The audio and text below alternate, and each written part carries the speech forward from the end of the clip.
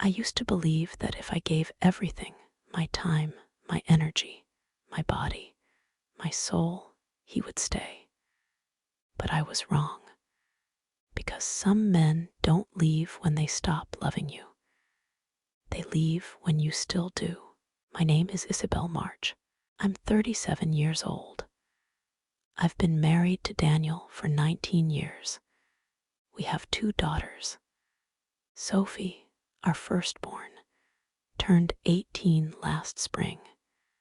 She writes poetry in her notebooks and pretends I don't see.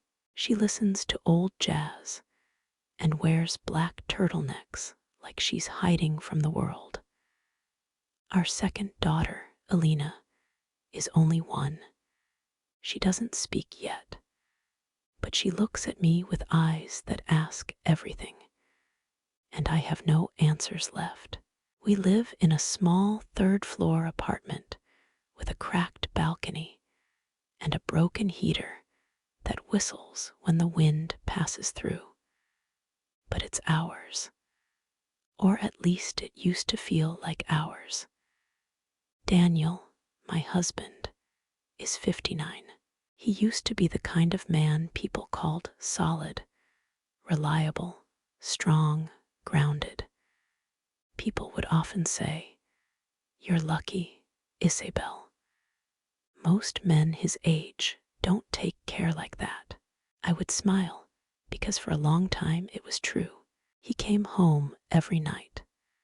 He held Sophie when she had nightmares. He kissed my hand when I made coffee. He knew how I liked my eggs, how I hated being touched when I cried, how I loved the rain but feared thunder. He knew me. And then slowly, softly, he started forgetting. The first time he stayed out all night, he said he fell asleep at the office. I believed him, not because it made sense, but because I wanted it too. I wanted to believe I was still the home he returned to, not just the house he slept in. But soon, the nights multiplied. He'd leave early, come home later, and then one day, he just didn't come home at all. I sat in the dark that night, holding Alina against my chest. The house was still. Only the hum of the fridge reminded me I was not entirely alone. Sophie stayed in her room, her music too loud. She didn't ask where her father was. She knew better than I did.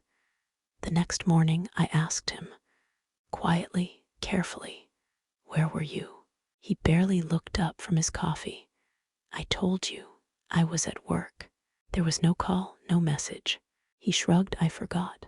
Just that, no apology, no explanation. Just I forgot. That afternoon, I found the phone bill. There it was, the same number again and again. Long calls, late hours. I dialed it, and a woman answered. Her voice was young, too young. She said her name was Mara. She sounded calm, confident, cruel. "Daniel told me you might call," she said. "I just didn't think you'd wait this long." My throat burned. "You knew he was married." She laughed, a soft, disinterested sound. "I did, but that's between you and him, isn't it?" I didn't cry.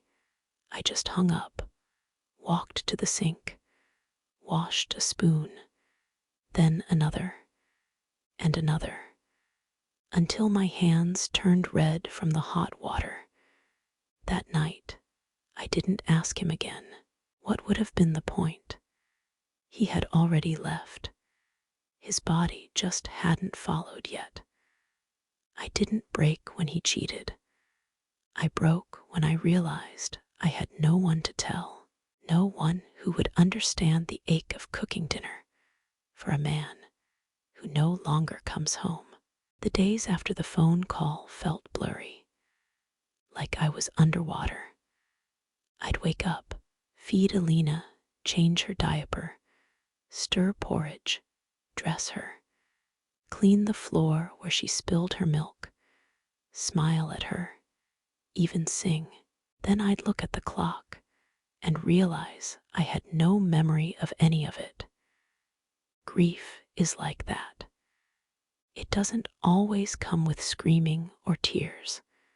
Sometimes it comes with silence, with numbness, with staring at the wall for 3 hours because you can't remember how to cry. Daniel stopped pretending. He didn't try to explain the late nights anymore. He didn't cover up the perfume on his collar or the missed dinners. He didn't hide that he was spending less on groceries and more on God knows what, or who. Once, I found a receipt in his coat pocket. Dinner for 2. At a restaurant we used to go to on anniversaries. He hadn't taken me there in 7 years. I held that piece of paper like it was a wound, because it was. One night, Sophie walked into the kitchen. She had that look again, the one I used to see when she was 5 and had a nightmare, but didn't want to cry in front of me. She stood by the counter, silent. "Is he seeing someone?" she asked. I froze. She continued, "I heard him on the phone last night. He didn't know I was in the hallway. I wanted to lie to protect her, to shield her from the truth like any mother would. But lies don't build homes. They break them. So I said, yes, he is." She nodded, then she asked, "Why are you still here?" That question haunted me because the answer was complicated and shameful and very, very real. Why was I still there? Because the apartment was in both our names. Because the baby needed diapers. Because I hadn't worked in years. Because I didn't know where else to go. Because I didn't have the strength. And because I was still, somehow, hoping he would come back. Not to me, but to us, to Sophie, to Alina, to the life we'd built. He didn't. Not really. He still showed up. Still showered in our bathroom. Still left dirty socks on the floor. But the air around him was colder. Once I asked, "Do you love her?" He didn't answer right away. Then he said, "I don't know." I think that hurt more than a yes. Because "I don't know" means you're already gone. You just haven't moved your clothes yet. One afternoon, while he was out or with her, I went to the bedroom and opened the drawer where we kept our shared documents, bank accounts, utility bills, car registration, apartment mortgage, and the life I hadn't realized was already collapsing. We were 3 months behind on payments. The emergency savings was nearly empty. He had taken money out, bit by bit, quietly. And now we had almost nothing. That night I baked a cake, the cheap kind, with too much sugar and not enough love. Sophie looked at me, confused. "What's this for?" "Nothing," I said. "I just wanted something sweet." We ate in silence, the 3 of us, me, Sophie, and little Alina, who clapped her hands after each bite like the world was still safe. I went to bed early. Daniel hadn't come home yet. At 2 a.m., I heard the door. Keys, shoes hitting the floor, the usual. But then a sound I hadn't heard in a long time. Laughter. He was on the phone with her, laughing. I lay in bed, holding Alina on my chest, her tiny breath rising and falling like ocean waves. And I made a choice, not to leave, not yet, but to begin saving, to begin documenting, to begin remembering who I was before I became his wife. The next morning, I asked Daniel for money. For what? He said. For Alina. Diapers. Formula. He opened his wallet and handed me $30. 30. He didn't even ask how much I needed. I looked at the money in my hand and realized something. That was the price of my silence. That's how much he thought I was worth. So I said nothing. I took the money and I made plans. Not big ones, not yet, but small steps. I reopened my LinkedIn account. I emailed a friend I hadn't spoken to in years, asking if her company was still hiring part-timers. I researched how to update a resume after a 10-year gap. I didn't tell anyone, especially not Daniel, because strength doesn't always come from confrontation. Sometimes it comes from planting seeds in secret. A woman doesn't always pack her bags when she leaves. Sometimes she stays, but not as the same woman he once knew. I didn't tell him I was looking for a job. I didn't tell him I'd found a free daycare program that could take Alina twice a week, or that Sophie helped me rewrite my CV one quiet Saturday afternoon while the baby napped and the TV buzzed in the background. Daniel didn't notice I had started wearing different clothes, that I brushed my hair before going out, put on a soft shade of lipstick, not to please anyone, but to remember how it felt to be seen. He didn't ask where I went on Tuesdays and Thursdays.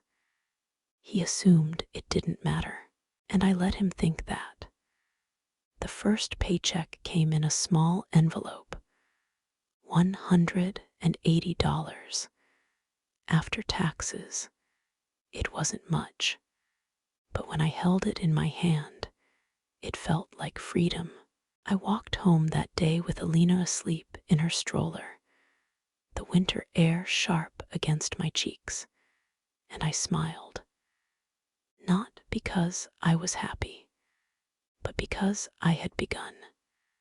That night, Daniel came home smelling of a different perfume, one I didn't recognize.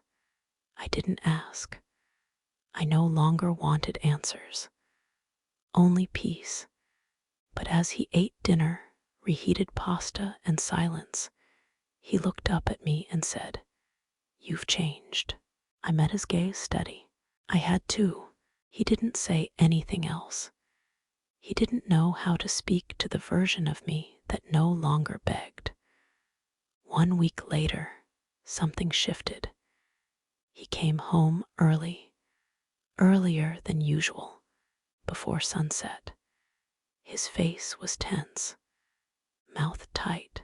I was feeding Alina when he dropped a stack of papers on the table. "What's this?" I asked. "It's the mortgage," he said. "We need to talk." I looked at the first page. His name, my name, bold print. Then I saw it highlighted in yellow. A transfer request. He wanted to refinance the apartment, remove his name, add someone else's. "Mara," I asked quietly. He didn't answer, but I didn't need him to. "You want me to live in a house co-owned by your mistress," I said, my voice flat. "It's just paperwork," he muttered. "It's easier this way. I can't afford 2 rents right now." I blinked slowly, then I laughed. It wasn't a kind laugh, or a bitter one. It was hollow, dry, the kind of laugh that only comes when pain has no more tears to use. Sophie walked in just then. She saw the papers, read the words. She didn't speak. She simply took Alina from my arms, pressed a kiss to my cheek, and walked into her room. Her silence was louder than any scream. That night, I stayed up rereading the mortgage documents. Then I went online. I found a legal hotline, free, confidential. I called them from the bathroom, with the fan running so Daniel couldn't hear. The woman on the other end listened. She didn't interrupt, didn't judge. When I finished, she said, "You have rights. Do not sign anything, not yet." The next morning, Daniel asked, "Did you read the documents?" I nodded. "I'm not signing." He frowned. "Belle, don't make this harder than it has to be." I stared at him calm. "I'm not the one making this hard." He left the house, slamming the door. Alina woke up crying.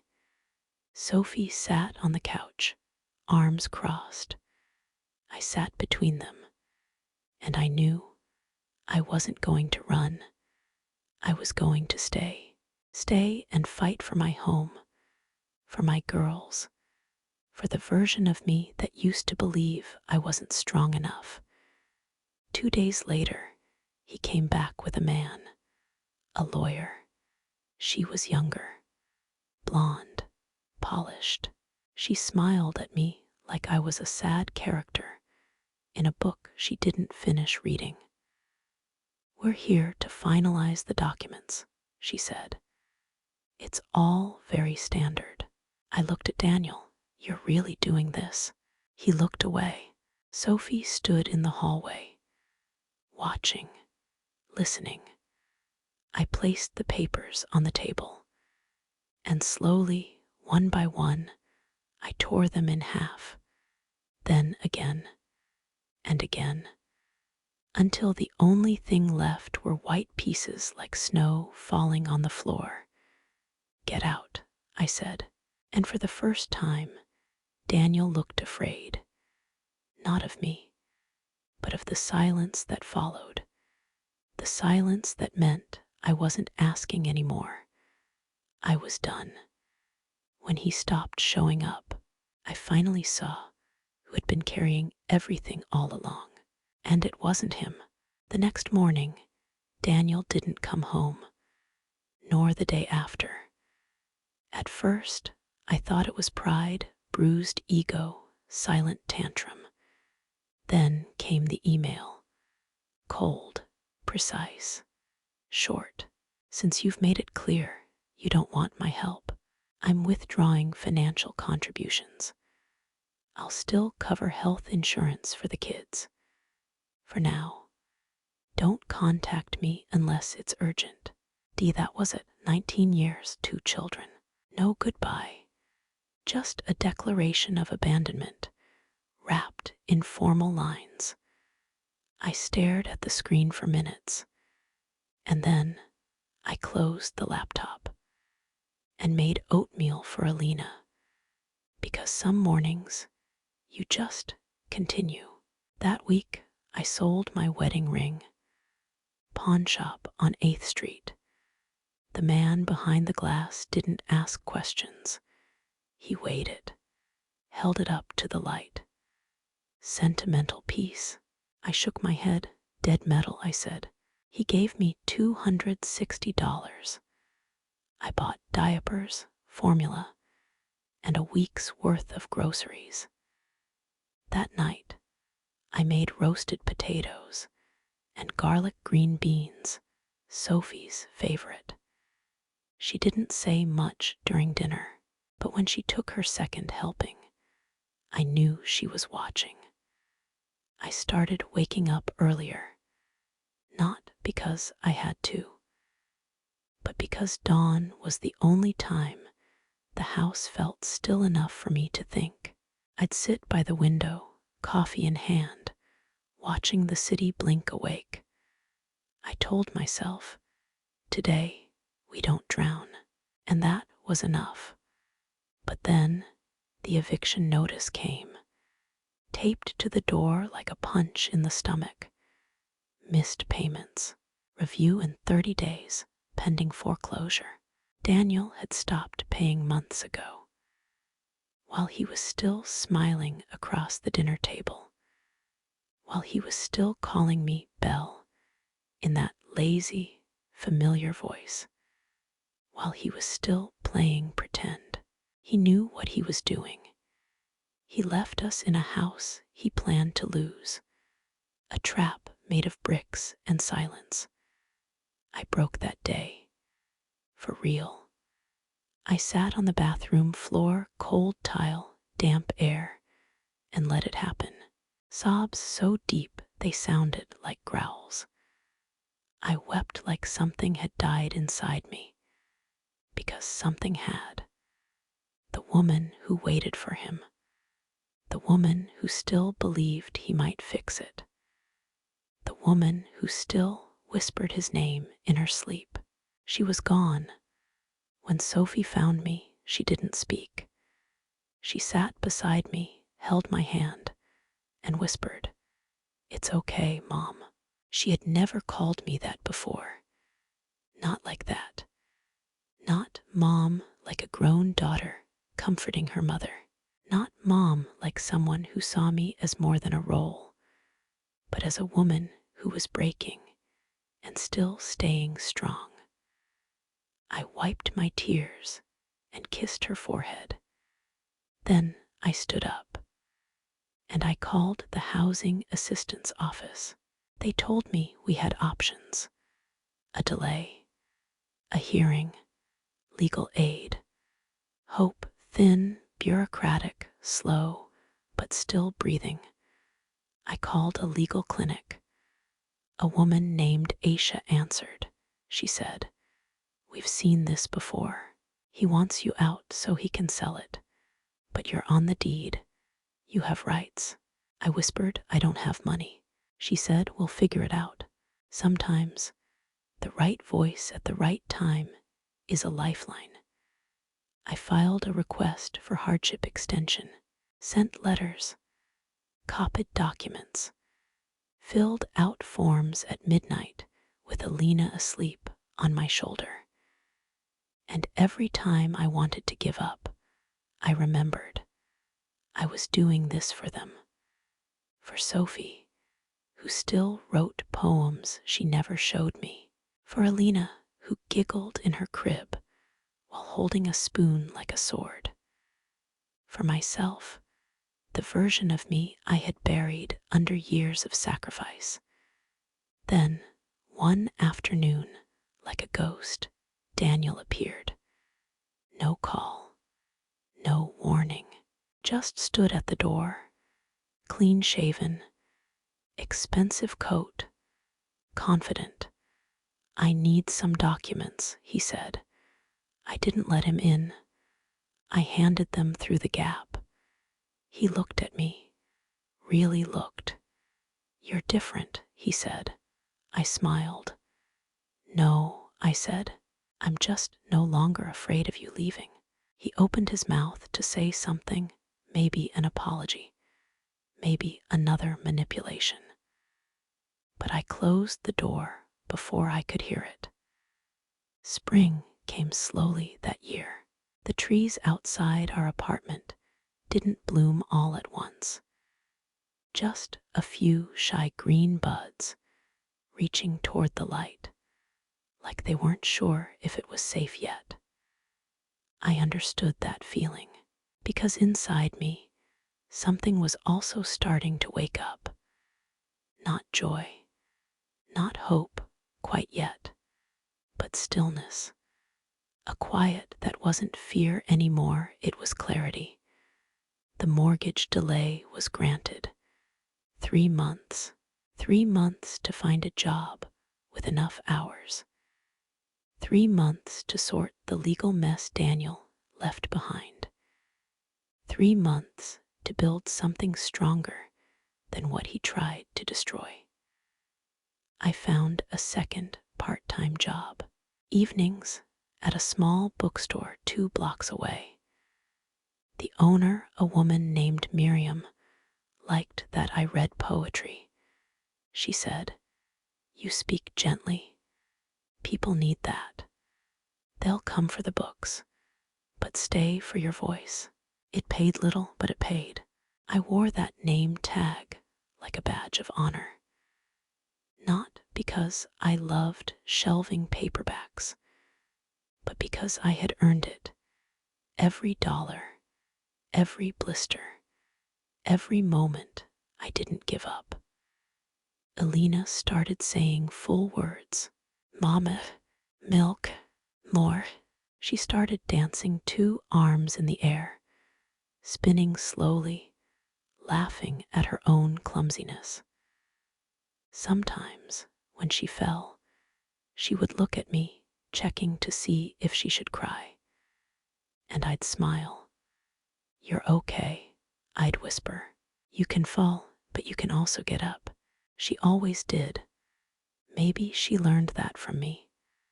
Sophie graduated that May. She wore a black gown and red lipstick. Her name was called. She walked across the stage. She didn't look for her father in the crowd. She knew he wouldn't be there. Instead, she looked for me, and when our eyes met, she smiled like she hadn't in years. It wasn't a perfect smile, but it was real. That night, I lit candles. We had cake. Alina smashed hers with both hands. Sophie read a poem she wrote for me. "You are the window I look out of. When the world feels too loud, the quiet in my chest. When everything else is burning, you are not soft. You are steel and silk. I see you now." I cried not because I was sad, but because she finally saw me. And I finally saw myself. One afternoon in early June, I received a letter. No envelope, no return address, just a folded piece of paper slipped under the door. Daniel's handwriting. "Belle, I'm sorry, not for leaving, but for how I did it. I thought I needed more, but I realize now I left everything. I don't expect forgiveness. I just needed you to know." I folded the letter, placed it in a drawer. I didn't cry, didn't feel relief, didn't even feel anger. I just felt done. That chapter had ended. Miriam at the bookstore offered me more hours. Then, a full-time role. "Manager," she said with a wink. "You already run the place anyway." I said yes. Sophie applied to university. Creative writing. She was accepted with a partial scholarship. I helped her pack her bags, bought her a second-hand suitcase, sewed her initials inside with thread the color of dusk. She cried the night before she left. So did I, but the goodbye wasn't bitter. It was brave. Alina turned 2 that September. She didn't understand what birthdays meant, but she clapped when we sang. Sophie joined us on video call. We laughed. We ate cheap chocolate cake again. That night, after putting Alina to sleep, I sat on the balcony. The heater still whistled. The sky was heavy with stars.